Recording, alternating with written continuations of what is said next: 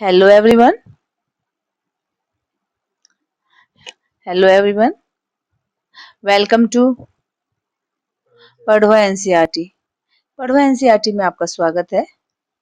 आज हम करेंगे बच्चों पार्ट 3 कक्षा 8 का पार्ट 3 मराठों का उदय। ठीक है, इसके क्वेश्चन आंसर्स एमसीक्यू बहुत इंपॉर्टेंट चैप्टर है, फर्स्ट टर्म में आएगा जरूर आपके। ठीक है, तो ये करेंगे, लेकिन इसे करने से पहले हम क्या करेंगे, वीडियो को सब्सक्राइब करेंगे, सॉरी चैनल को सब्सक्राइब करेंगे, वीडियो को लाइक करेंगे और शेयर करेंगे। अगर कुछ ऐसा लगता है कि कहीं कुछ समझ में ना आ रहा हो तो कमेंट जरूर करके बताइएगा, ताकि हम आगे जो वीडियो बनाए तो उसमें हम वो सुधार कर सके और आपकी जो शंका है उसे दूर कर सके। तो ठीक है बच्चों, स्टार्ट करते हैं मराठों का उदय। तो 60 प्लस क्वेश्चन है, बहुत बेहतरीन क्वेश्चन है। इन क्वेश्चनों को आप ध्यान से देखिएगा। लेसन इतना बेहतरीन है आपका मराठों का उदय, आगे आप वीडियो आपको मिल जाएगी, आप देखिएगा। ठीक है, तो लेसन स्टार्ट करते हैं। Let's start. ध्यान से समझना, पढ़ने की नीड है। फर्स्ट क्वेश्चन आपका आता है, मराठा साम्राज्य के संस्थापक कौन थे? कौन थे? शहाजी भोसले, छत्रपति शिवाजी महाराज, संभाजी, पेशावा बाजीराव फर्स्ट प्रथम। तो ये थे आपके ये छत्रपति शिवाजी महाराज। इनका बर्थ कब हुआ, जन्म कब हुआ? इनका जन्म हुआ था 1630 में। ठीक है, इनकी माता जी का नाम क्या था? इनका माता जी का नाम जीजाबाई था। छत्रपति शिवाजी महाराज ने किस आयु में अपना जो सैन्य अभियान, मिलिट्री कैंपेन स्टार्टिंग करी थी? 16 वर्ष की आयु में। तो सबसे पहले हम शिवाजी महाराज के रिलेटेड क्वेश्चंस आ रहे हैं कि भाई जो उन्होंने मराठा साम्राज्य के स्थापक थे, उनका जन्म 1630 में, माता का नाम जीजाबाई, और उन्होंने 16 वर्ष की आयु से ही सैन्य अभियान शुरुआत कर दी थी। ठीक है बच्चों, नेक्स्ट क्वेश्चन है आपका।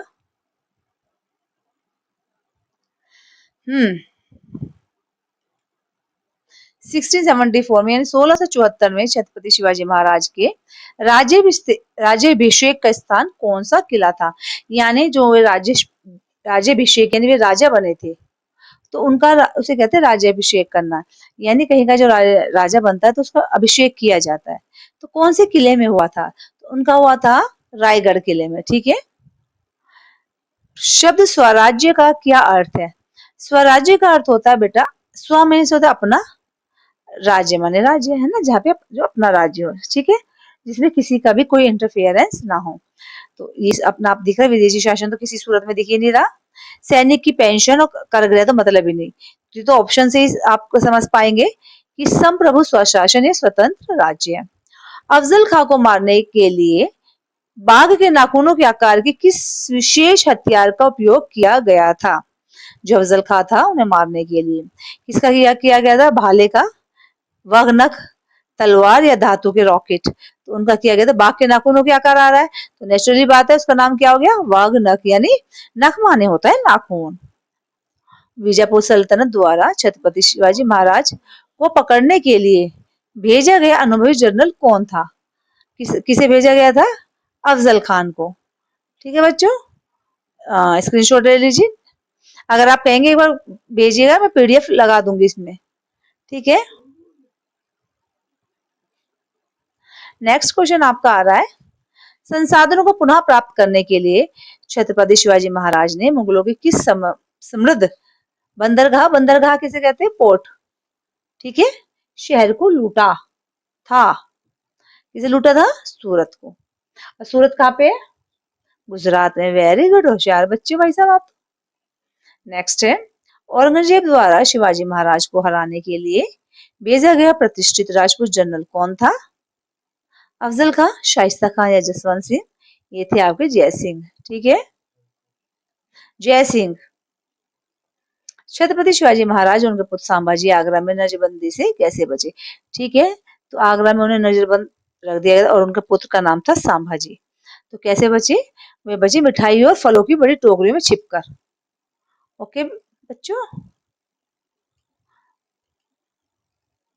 अपनी स्पीड मैंने बहुत कम कर रखी, मेरी स्पीड बहुत तेज है बोलने की, इसलिए मंदी कर रखी कि आप लोगों को कुछ समझ में आ जाए। ठीक है स्टूडेंट्स, 1674 में यानी 1674 में शिवाजी महाराज द्वारा धारण की गई औपचारिक राज्याभिषेक उपाधि क्या थी?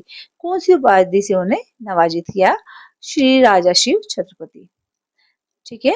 शिवाजी महाराज द्वारा स्थापित 8 मंत्रियों की परिषद का नाम क्या था? अष्टमंडल। जब नेचुरली बात है ना, अष्टाध्याय तो नहीं होगा, पंचायत 5 की, नवरत्न 9 की, तो अष्ट 2 अष्ट आ गए, तो अष्ट प्रधान मंडल।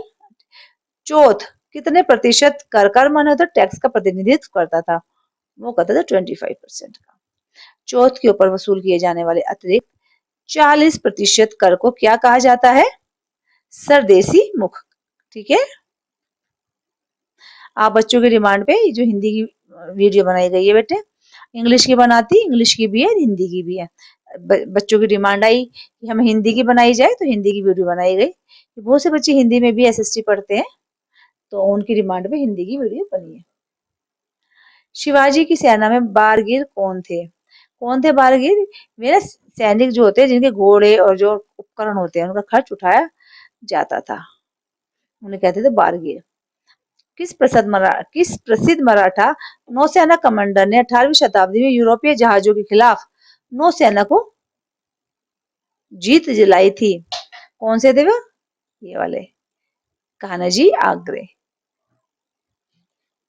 नेक्स्ट है, छत्रपति शिवाजी के पुत्रों के बाद औरंगजेब के खिलाफ संघर्ष का नेतृत्व करने वाली पहली मराठा रानी कौन थी? ताराबाई। कौन थी? ताराबाई। जो ताराबाई थी, शिवाजी के पुत्रों के बाद औरंगजेब के खिलाफ उन्होंने संघर्ष करने वाली मराठा रानी थी। मराठों द्वारा अपने लिखित पत्र व्यवहार के लिए मुख्य रूप से किस लिपि का यूज करते थे? मोड़ी लिपि। तंजौर के किस शासक ने धन्वंतरी महल की स्थापना की और देवेंद्र कुरवंजी नाटक लिखा? वे थे आपके सरफोजी द्वितीय। ये हो गए आपके एमसीक्यू। ठीक है, स्क्रीनशॉट ले लीजिएगा।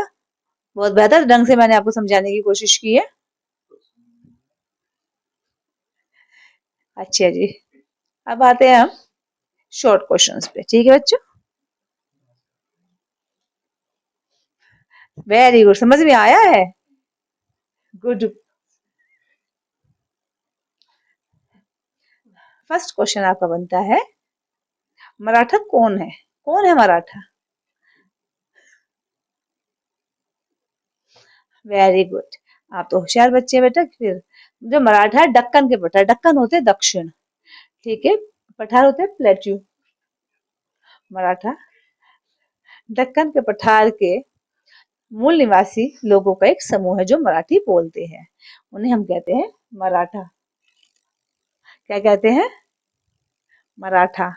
मराठा दक्कन के पठार के मूल निवासी का एक ग्रुप होता है जो लैंग्वेज मराठी बोलते हैं, उन्हें मराठा कहते हैं।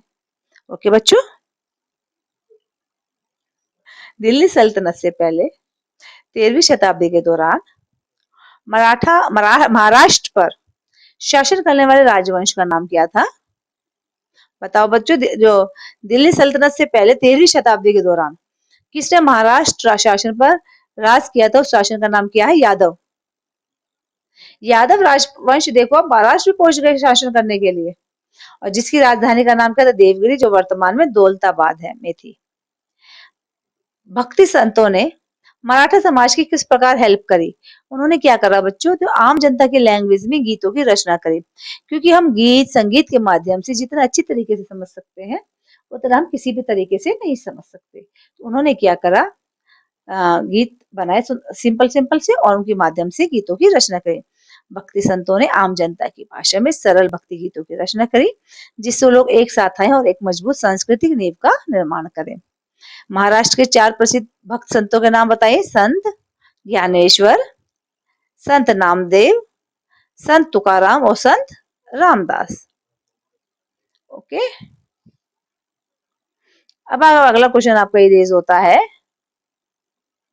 कि जागीर क्या है? जागीर, नॉट जहागीर, जागीर क्या होता है? जागीर, जागीर राजा द्वारा किसी रईस या सैनिक को उसकी सेवा के पुरस्कार के रूप में दी जाने वाली भूमि का टुकड़ा था। यानी कोई जो राजा होता है, जब किसी रईस या किसी सैनिक से प्रसन्न हो जाता था, तो उसे इनाम के रूप में एक भूमि का टुकड़ा, एक पीस दे देता था, जिससे उन्हें कर वसूलने का अधिकार मिलता था। उसे कहते हैं कि ये इसकी जागीर है। छत्रपति शिवाजी महाराज ने नौसेना का निर्माण क्यों किया? उन्होंने भारत के जो वेस्ट कोस्ट को सुरक्षित करने, जो पश्चिमी तट है उसको सुरक्षित करने के लिए, तटीय संसाधनों तक पहुंच प्राप्त करने और समुद्र आधारित विदेशी व्यापारियों से अपने राज्य की रक्षा करने के लिए नौसेना का निर्माण किया। नेक्स्ट क्वेश्चन आपका आ जाता है, गोरिल्ला युद्ध यानी छापामार युद्ध को प्रभावित कीजिए कि गोरिल्ला युद्ध क्या होता है। यह एक युद्ध की पद्धति है। जैसे युद्ध अलग अलग आपकी खेलने की टेक्निक होती है, सब टेक्निक होती है, तो ऐसे गोरिल्ला युद्ध भी होता है। ठीक है, तो ये एक ऐसी टेक्निक है जिसमें क्या करते हैं, छोटे से ग्रुप में बहुत बड़ी सेना को हराने की गति, अचानक हमले कर देते हैं। जिसे बहुत बड़ी सेना जा रही है उस पर अचानक हमला बोल दो, तो बड़ा कंफ्यूज हो, छुप के वो भी। ठीक है, पेड़ों वेड़ों के पीछे छुप के, उसे कहते हैं गोरिल्ला युद्ध। तो इसकी डेफिनेशन हम प्रॉपर ऐसे तो लिखेंगे नहीं, तो एक प्रॉपर होने का वे होता है, तरीका। तो लिखेंगे यह युद्ध की एक ऐसी पद्धति है जिसमें छोटे समूह बहुत बड़ी दुश्मन सेनाओं को हराने के लिए गति, अचानक हमले और स्थानीय भौगोलिक ज्ञान का उपयोग करते हैं। आगे चलते हैं। शाइस्ता खान पर शिवाजी महाराज के रात्रि छापे के दौरान क्या हुआ था? शिवाजी महाराज के कुछ सैनिकों ने रात में शाइस्ता खान के शिविर पर छापा मारा। ठीक है, शाइस्ता खान बामुश्किल अपनी उंगलियां गवाकर बच निकला। शाइस्ता खान आदमी था, औरत नहीं समझना उसे। ठीक है, तो शिवाजी महाराज ने कुछ सैनिकों के साथ रात में शाइस्ता खान के शिविर पर छापा मारा और उसको अपनी उंगली गवा बैठा, लेकिन वो बड़ी मुश्किल से अपनी जान बचाकर वहां से निकल बैठे। सूरत छत्रपति शिवाजी महाराज के लिए एक महत्वपूर्ण लक्ष्य क्यों था? क्यों था सूरत उनके लिए कि एक मेरा एम है, मुझे जीतना है, क्योंकि सूरत जो था मुगल एम्पायर का एक बहुत ही बड़ा समृद्ध पोर्ट था। इसे लूटने से शिवाजी महाराज को अपनी सेना के जो पुनः निर्माण, रिकंस्ट्रक्शन जो रिसोर्सेज थे, लगभग उस समय के 1 करोड़ रुपए प्राप्त करने में मदद मिली।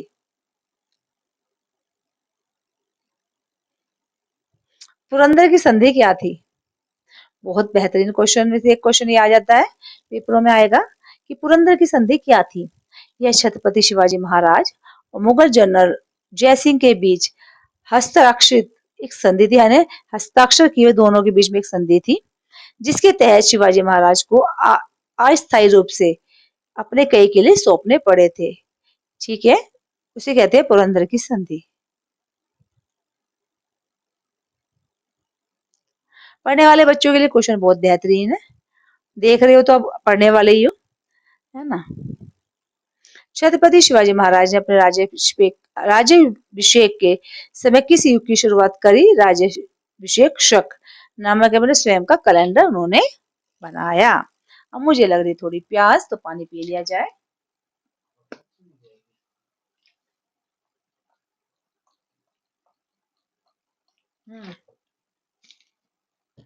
थैंक यू बच्चों। दक्षिणी दिग्विजय क्या था? यह राजनीतिक गहराई हासिल करने के लिए साउथ इंडिया के कुछ जो पार्ट थे को जीतने के लिए शिवाजी महाराज का एक सैन्य अभियान था। छत्रपति शिवाजी महाराज ने स्थानीय लोगों को यूरोपीय दास होने से कैसे, व्यापारियों से कैसे बचाया? उन्होंने क्या किया, अपने साउथ में कैंपेनिंग के दौरान, यानी अभियान के दौरान, जो यूरोपीय व्यापारी थे डच द्वारा भारतीय लोगों को पकड़ने, उन्हें दास के रूप में बेचने पर कड़ी प्रतिबंध लगा दिया। ठीक है, छत्रसाल कौन था? वह एक बुंदेला राजकुमार था जो मुगलों से लड़ने और बुंदेलखंड में एक स्वतंत्र राज्य स्थापित करने के लिए शिवाजी महाराज से प्रेरित थे। शिवाजी महाराज के 2 पुत्रों के नाम बताओ, संभाजी और राजा राम। अब आप पूछोगे मैडम पेशवा का मतलब क्या होता है? फारसी से पेशवा का क्या मतलब है? पेशवा का मतलब होता है प्रधानमंत्री। ठीक है, पेशवा, सॉरी पेशवा, नॉट पेशवा, पेशवा। मराठी साम्राज्य का मुख्यमंत्री। नाना फडणवीस कौन थे? वे पेशवा पेशवाओं के अधीन एक अत्यंत प्रभावशाली मराठा मंत्री थे, जिन्होंने अंग्रेजों के खिलाफ पहला अखिल भारतीय गठबंधन बनाया था। बारगीर और शिलेदार से क्या अंतर है में? बारगीरों को राज्य से घोड़े और उपकरण मिलते थे, जबकि शिलेदार अपने घोड़े और हथियार खुद लाते थे। कारतज क्या था? कारतज क्या था, सुनो बच्चों। यूरोपीय लोगों द्वारा भारतीय जहाजों को बेचे जाने वाला नौसैनिक व्यापार पास था। ठीक है, जैसे पास होता है ना, भाई आप क्लास से बाहर जाते तो एक पास बना देते हैं, ऐसे एक पास था। इसके बिना किसी भी जहाज को यूरोपीय लोगों द्वारा जब्त कर लिया जाता था। जिसके पास ये पास नहीं होता था उसे जब्त कर लिया जाता था। ठीक है, जैसे आप क्लास से बाहर निकलते हो, है ना, तो पास लेके निकलते हैं ना आप लोग। पास नहीं तो क्या करते हैं, आप नहीं जाएंगे कहीं पे भी, आप नहीं रहेंगे हमारे पास भी। मराठा न्यायिक प्रणाली में क्या पंचायत थी? यह अधिकारी को सम्मानित स्थानीय लोगों की स्थानीय सभा थी, जो विवादों को निपटने और न्याय प्रदान करने के लिए एकत्र होती थी। अब आ गए आपके लॉन्ग क्वेश्चन। लॉन्ग क्वेश्चन है आपके 20, 20 ही होंगे, क्योंकि अब तो लॉन्ग ही रह रहे हो। देखो क्या रह रहा है, समझते हैं। हाँ जी, वर्णन कीजिए कि छत्रपति शिवाजी महाराज के पालन पोषण ने स्वराज के उनके दृष्टिकोण को कैसे प्रभावित किया। उनकी माता का नाम मैंने स्टार्टिंग में क्या बताया था, जीजाबाई, और अपने पुणे जागीर के भरोसेमंद स्थानीय अधिकारियों के प्रत्यक्ष मार्गदर्शन में बड़े हुए उन्होंने अच्छी शिक्षा और मजबूत नैतिक मूल्य प्राप्त किए। दक्कन सल्तनतों के बीच लगातार होने वाली लड़ाई को देखकर, जिससे आम लोगों को बहुत कष्ट होता था, उन्होंने अपने लोगों के लिए स्वतंत्र और न्यायपूर्ण राज्य स्थापित करने का संकल्प लिया। ठीक है, ये ऐसे इनका दृष्टिकोण चेंज हुआ। छत्रपति शिवाजी महाराज ने अपने लाभ के लिए दक्कन यानी दक्षिण के भूगोल का यूज कैसे किया? जो दक्कन का जो क्षेत्र था वो कैसा उबड़ खाबड़ था, पहाड़ियां थी, जंगलों से घिरा हुआ था। जो महाराज थे शिवाजी थे, इन विशेषता का उपयोग उन्होंने मजबूत पहाड़ी किले का निर्माण बनाया वहां, और जो सुरक्षित स्थान था उनको छिपने का। इस कठिन इलाके ने उनकी सेना को सफलतापूर्वक गोरिल्ला युद्ध, मैंने बताया था, का अभ्यास करने की परमिशन दी, कि भाई आराम से वे गोरिल्ला युद्ध कर सकते हैं, जिससे वह बड़ी धीमी गति से जो दुश्मन सेना पर चलने वाले जो वहां से जाते थे, तो धीमे जाते जंगलों में, तो कौन भाग के कौन जाएगा, तो अचानक वे हमला करते थे और जल्दी पहाड़ियों से गायब हो जाते थे। नेक्स्ट क्वेश्चन है, छत्रपति शिवाजी महाराज और शाइस्ता खान के बीच संघर्षों की आपको व्याख्या करनी है। जो ये शाइस्ता खान थे, ये मुगल रईस थे, इनके पास एक विशाल सेना थी। उन्होंने क्या करा, शिवाजी महाराज के कुछ जो एरियाज थे उन पर अटैक कर दिया। 3 साल तक रहा, जिसमें भारी तबाही हुई। उसे समाप्त करने के लिए तो शिवाजी महाराज ने क्या किया, शाइस्ता खान के जो शिविर में रात को उन्होंने एक अचानक हमला बोल दिया। शाइस्ता खान ने की उंगलियां काट दी गई और वे आनंद फानन में महाराज छोड़कर वहां से चले गए। ये इनका संघर्ष था। कितने अच्छे तरीके से बताया जा रहा है बच्चों। अभी भी ना समझो तो बताओ फिर क्या ही इलाज है आपका, आप ही बताएंगे। दक्षिण दक्षिणी विजय का राजनीतिक महत्व क्या था? जो शिवाजी महाराज ने क्या किया, नॉर्थ तमिलनाडु यानी उत्तरी तमिलनाडु, कर्नाटक के कुछ जो पार्ट थे उनको जीता। यह दक्षिणी विस्तार जो एक्सपेंशन था बहुत ज्यादा इंपॉर्टेंट था, क्योंकि इसने मराठों की बड़ी राजनीतिक गहराई प्रदान करी। बाद में जो मुगल सम्राट औरंगजेब ने डेक्कन पर अटैक कर लिया, और मराठों के पास जितनी भी सुरक्षित गढ़ थे उन पर, जहां वे अपना प्रतिरोध जारी रखते थे, उन्हें अपने अड्डे में ले लिया। समुद्र से व्यापार को पास को लेकर, मैंने कहा था ना, पास लेके जाते थे, नहीं होते तो उन्हें हटा देते थे। जो मराठे और यूरोपीय लोगों के बीच संघर्ष क्यों हुआ? क्योंकि वे कारतज खरीदने के लिए मजबूर थे। शिवाजी महाराज और बाद में कान्होजी आगरे जैसे नौसेना कमांडरों ने बच्चे को चुनौती दी, उन्होंने झूठने से इनकार कर दिया। ठीक है, अपनी नौसेना स्थापित की और मांग करने लगे कि यूरोपीय महाराज जहाज मराठों से पास खरीदे। रानी जो ताराबाई थी उसकी बारे में बता, रानी ताराबाई के योगदान की एक संक्षिप्त आपको टिप्पणी बतानी है, कि ताराबाई के बारे में बताओ। रानी ताराबाई राजा राम की बहादुर विधवा थी। ठीक है, बाद में उन्होंने मराठा का जो लीडरशिप संभाली, बहुत बड़ी पॉलिटिशियंस रही है, और यह फील करती है, यह महसूस करते हुए कि औरंगजेब अपनी मुख्य सेना को डेक्कन में ले आया था, उन्होंने नॉर्थ इंडिया में यानी उत्तर भारत में जो असुरक्षित मुगल क्षेत्र पर अटैक करने के लिए बड़ी मराठा सेनाएं भेजी। उन्होंने मराठा स्वतंत्रता को सफलतापूर्वक बनाए रखा। अब आपके पास एक बहुत बेहतरीन क्वेश्चन है, अहिल्याबाई होलकर ने एक शासक के रूप में जनता की सेवा कैसे की? कैसे करी उन्होंने, देखो। ओ माय गॉड, शायद नहीं आ जाएगा। हाँ, अहिल्याबाई होलकर जो मिडिल इंडिया थी, इंदौर के आसपास में होलकर राज्य पर 30 वर्षों तक बुद्धिमानी से शासन किया। उन्होंने अपनी प्रजा की बहुत परवाह करी। सड़कों को और जो विश्राम गृह यानी धर्मशाला कह दो का निर्माण कराया। प्रसिद्ध महेश्वर हरकंधा बुनाई उद्योग को बढ़ावा दिया। काशी विश्वनाथ मंदिर सहित पूरे भारत में सैकड़ों नष्ट हुए मंदिरों को बहाल करने और पुनः निर्माण करने के लिए उन्होंने बहुत सम्मान किया। जो अहिल्याबाई होलकर थी वो भगवान शिव की बहुत परम भक्त थी। नेक्स्ट क्वेश्चन आपका आ जाएगा, चौथ और सरदेशमुखी करों की व्याख्या कीजिए। मराठी इन जो टैक्स इन क्षेत्रों से वसूलते थे, जो सीधे उनके शासन के अधीन नहीं थे।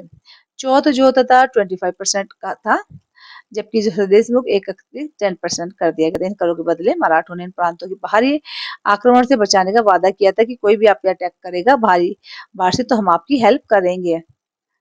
आगे है नेक्स्ट क्वेश्चन, मराठों द्वारा उपयोग किए जाने वाले मुख्य हथियार और सैन्य टेक्निक क्या थी? तलवार, भाले, ठीक है, खंजर, ढाल, ये थी। ये उपयोग करते थे, अग्नि शस्त्रों का उपयोग करते थे।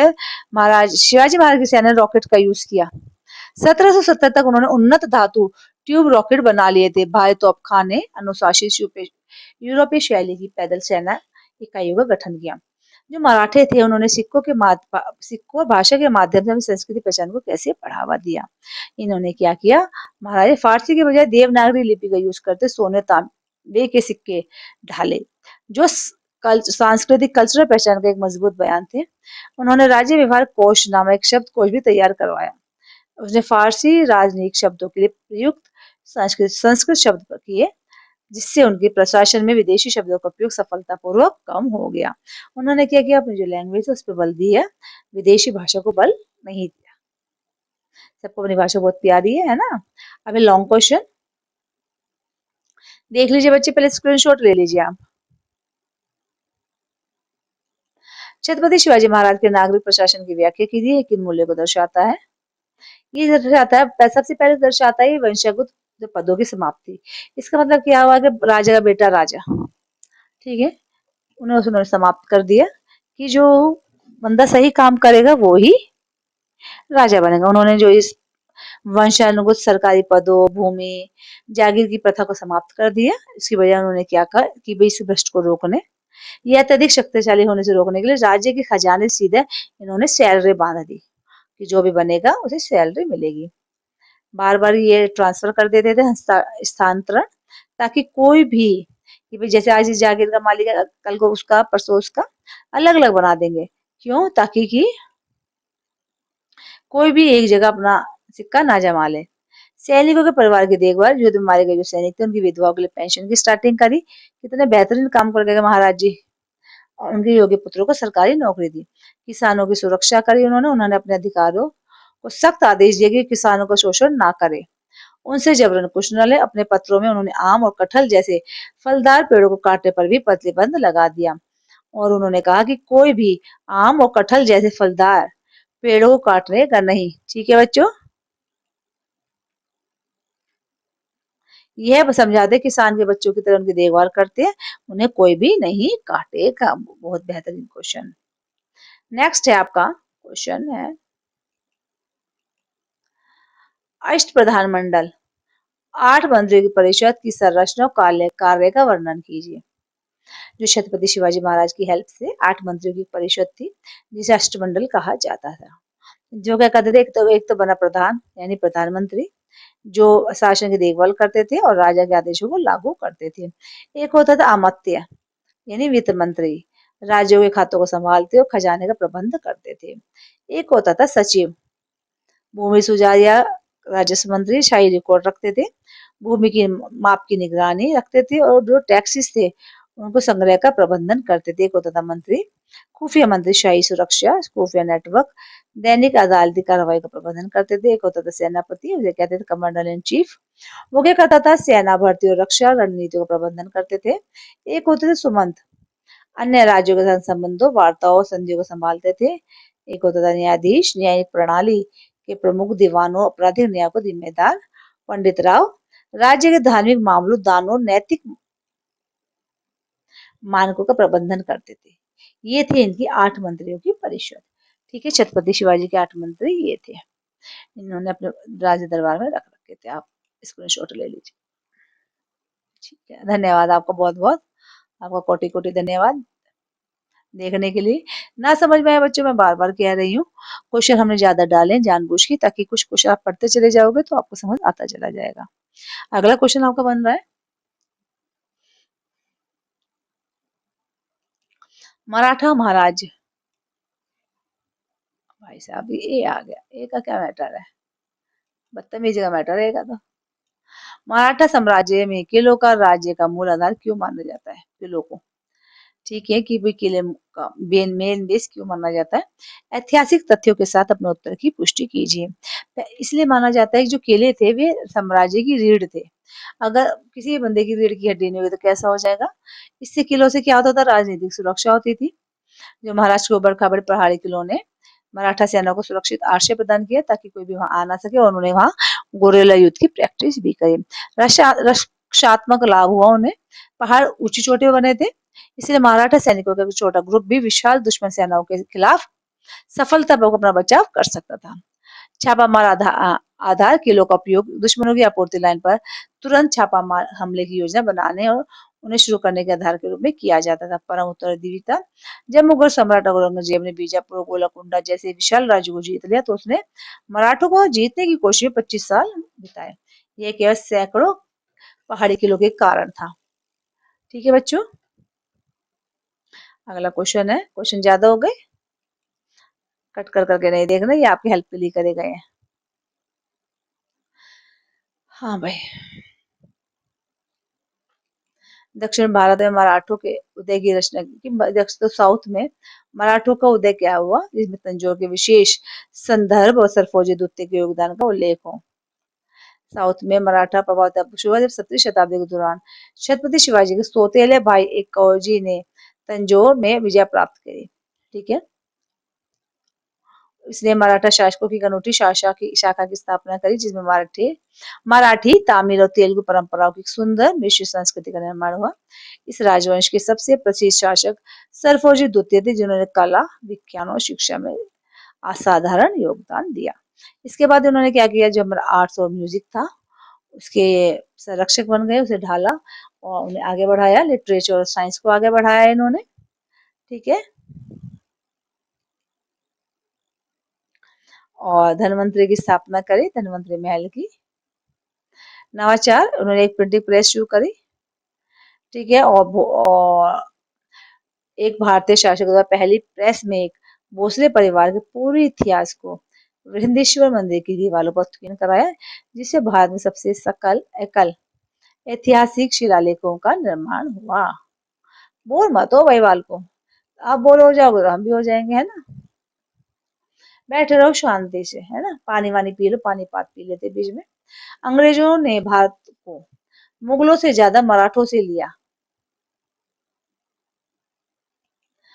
अंग्रेजों ने भारत को मुगलों से ज्यादा मराठों से लिया। पाठ के साक्ष्य के साथ इस कथन की व्याख्या करो। क्योंकि देखो क्या था, इसका मतलब क्या हुआ। पहले मुगलों का पतन हुआ। 18th सेंचुरी के मिडिल तक मुगल साम्राज्य अपनी वास्तविक शक्ति जो था खो चुके थे। बड़े पैमाने पर दिल्ली में एक सिंगल पावर बनकर गया था। दूसरी ओर मराठों ने तेजी से एक्सपेंशन कर सबसे बड़ी अखिल भारतीय शक्ति का रूप ले लिया। उसने अपने मिडिल, वेस्ट और नॉर्थ भारत के बड़े पार्टों को अपने कंट्रोल में कर लिया, जिसमें दिल्ली शामिल था। और 1771 में वापस जीत लिया उन्होंने जिसे। प्राथमिक चुनौती, जब ब्रिटिश इंडिया ने कंपनी भारत पर पूर्ण नियंत्रण स्थापित करना चाहती थी, तो उनके प्राथमिक सैन्य और राजनीतिक प्रतिद्वंदी कमजोर मुगल नहीं बल्कि शक्तिशाली मराठा साम्राज्य थे। 3 अंगला मराठा युद्ध। मराठा सरदार को हटाने के लिए अंग्रेजों को 3 लंबे भीषण युद्ध लड़ने पड़े। मराठा शक्ति का पतन हो गया। कब हुआ, 1818 में तीसरे अंगाला अंगल अंग्ल आंग्ल मराठा युद्ध में पेशवा और प्रमुख मराठा परिवार थे, जो को हराने के बाद, कौन कौन से थे 3 थे, एक तो शिंदे, होलकर और भोसले को हराने के बाद अंग्रेजी रथ के निर्वाध शासक के रूप में भी उभरे। इसलिए अंग्रेजों ने मराठा साम्राज्य को विघटित कर भारत में विजय प्राप्त कर ली।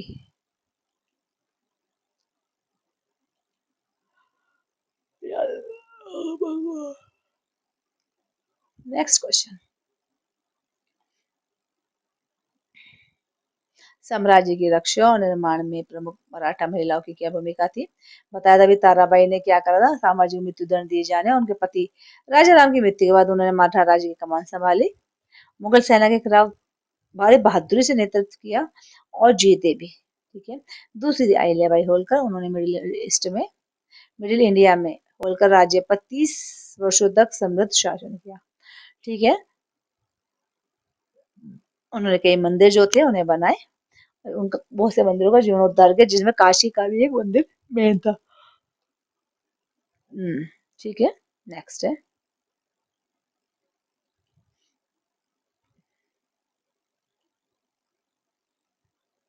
छत्रपति शिवाजी महाराज के केंद्रित केंद्रीकृत प्रशासन की तुलना बाद में पेशवा के अधीन केंद्रीय संरचना से कीजिए। शिवाजी महाराज पूर्ण अधिकार रखते थे और सख्त नियंत्रण बनाए रखते थे। उन्होंने सीधे खजानती वेतन का भुगतान किया और जो वंशपुत्र थे यानी जो भाई सेंसेशन कह सकते हैं ना, वंशानुगत सेंसेशन, तो कि बाप का बेटा आगे बनेगा उसी पत्ती पर रहेगा, उसे उन्होंने खत्म कर दिया। ठीक है। ऐसा इसलिए ताकि कोई भी अपनी पावर ना बढ़ा सके, शक्ति और राजा प्रजा पर अत्याचार ना हो सके। उन्होंने अष्ट प्रधानमंडल सीधे उनकी कड़ी निगरानी में काम करता था और किसानों की सुरक्षा और सख्त अनुशासन के उनके मूल्य थे कि भाई सब सख्त अनुशासन, कोई भी किसानों के साथ बुरा व्यवहार नहीं करेगा। बाद में पेशवाओं के अधीन छत्रपति शिवाजी की मृत्यु के बाद 18वीं सेंचुरी के एक्सपेंशन जल्दी जल्दी होने लगे। इंदौर के होलकर, ग्वालियर के शिंदे, नागपुर के भोसले के पास चली गई सारी सत्ता। इन सरदारों ने अपने क्षेत्र पर बड़ी स्वतंत्रता के साथ शासन किया। अगला है समग्र इतिहास और भारत के सांस्कृतिक पुनरुत्थान पर मराठाओं का क्या प्रभाव पड़ा? ले लीजिए। ये प्रभाव पड़ा, राजनीतिक रूप से सांस्कृतिक आत्मविश्वास आया, स्वतंत्रता आंदोलन, धार्मिक सद्भाव।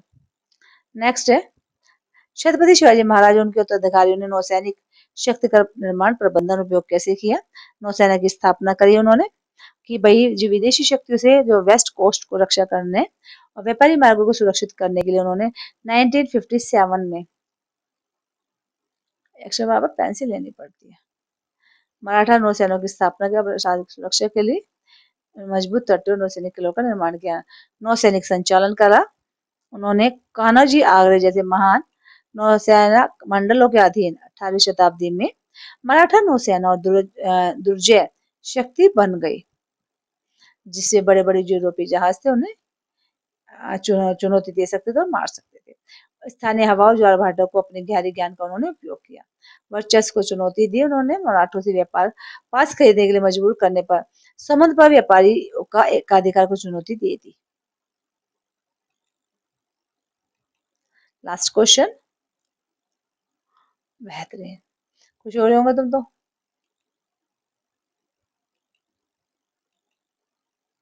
हाँ भाई, मराठों द्वारा बनाए गए न्यायिक परिवहन जो वो थे प्रणाली का वर्णन करना, उन्होंने माध्यम न्याय उन्होंने किया कि इसमें अपनी उदारता का परिचय देते हुए कहा है। उन्होंने मृत्यु दंड, फांसी की सजा को बहुत कम करा, इसके बजाय उन्होंने जुर्माने, सामुदायिक कार्यों हिरासत की प्राथमिकता दी। स्थानीय पंचायतें, उन्होंने स्थायी पंचायतें बनाई। ठीक है। बुजुर्ग नागरिकों की सभा होती जो दीवानी और भूमि विवादों को सुलझाते थे। यदि कोई व्यक्ति फिर भी असंतुष्ट है, कोई फेवर में नहीं है, तो सीधे वरिष्ठ मराठा प्रमुख मंत्री से अपील कर सकते थे। पुणे और इंदौर जैसे शहरों में दैनिक सुरक्षा सुरक्षित करने के लिए, अपराधों को रोकने के लिए उन्होंने कोतवाल नामक एक समर्पित पुलिस वाले की स्थापना करी। बुनियादी ढांचा व्यापार, व्यापारी नागरिकों की सहायता के लिए मराठा राज्य ने सड़कों और नदियों पर पुलों का निर्माण किया। ओडिशा जैसी नदी बहुल क्षेत्र में उन्होंने निर्बाध व्यापार की सुविधा के लिए यात्री और मालवाहक घाटों का एक सक्रिय नेटवर्क बनाया, जो परिवहन और वाणिज्य जो व्यापार करते के प्रति उनका आधुनिक दृष्टिकोण प्रदर्शित करता है। ठीक है जी, ये जो आपके 60 क्वेश्चंस हैं मेरी ओर से तो खत्म हो चुके हैं। ठीक है। और अगर आपको ये क्वेश्चन अच्छे लगे हो तो चैनल को सब्सक्राइब कीजिए, वीडियो को लाइक कीजिए, शेयर कीजिए। ओके बच्चों, तब तक के लिए थैंक यू वेरी मच।